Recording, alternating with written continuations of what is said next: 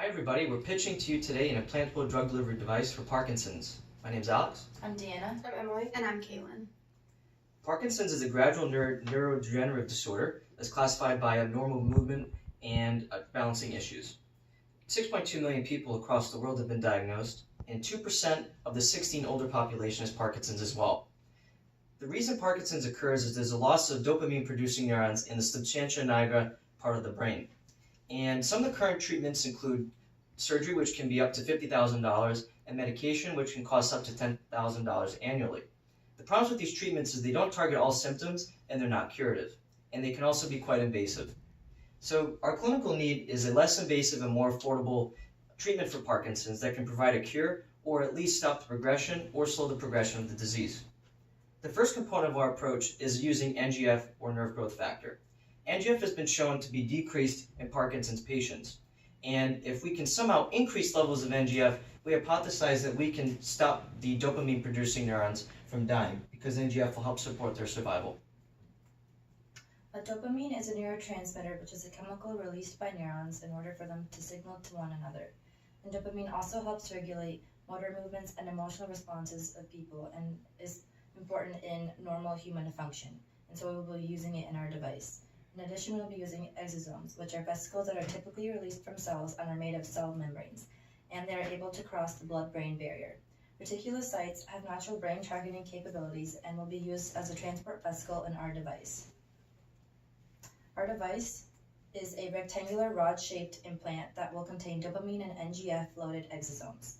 The device will contain 2 chambers and will be approximately 1 to 2 inches long and 3 to 5 millimeters wide.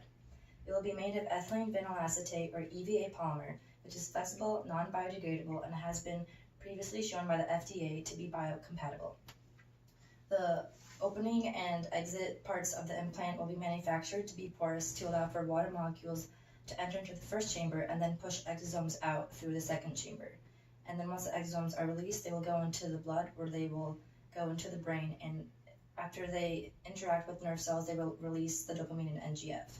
The implant will be inserted in the upper chest area by the vertebral artery that goes into the substantia nigra in the brain.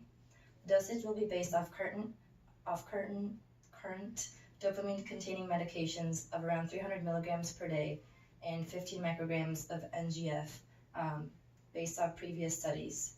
The treatment will be given to patients if they do not respond to other medications for Parkinson's or if surgery is not an option, and can be implanted into the body with a needle by a doctor in an hour.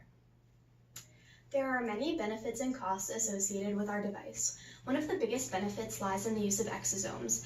Exosomes are able to travel across the blood-brain barrier, which other medications are unable to do.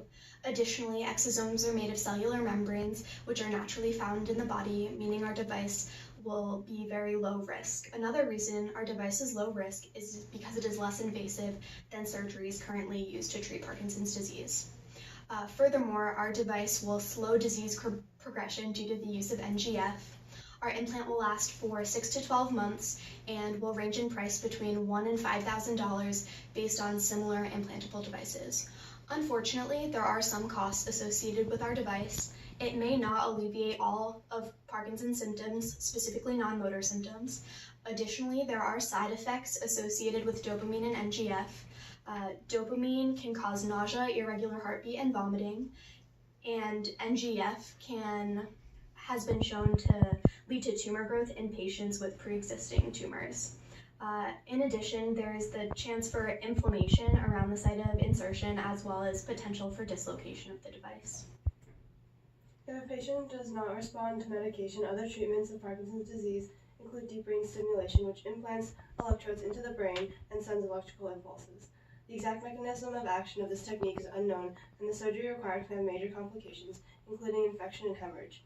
Another treatment is the transdermal patch, which contains dopamine-like substances that control the motor symptoms like tremors but do not cure them.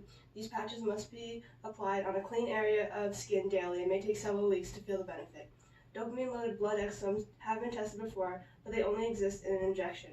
If this is not implemented, major brain surgery will still be performed, putting older patients at risk for complications. Our device will last 6 to 12 months, release a controlled amount of dopamine, and target multiple symptoms. Thank you.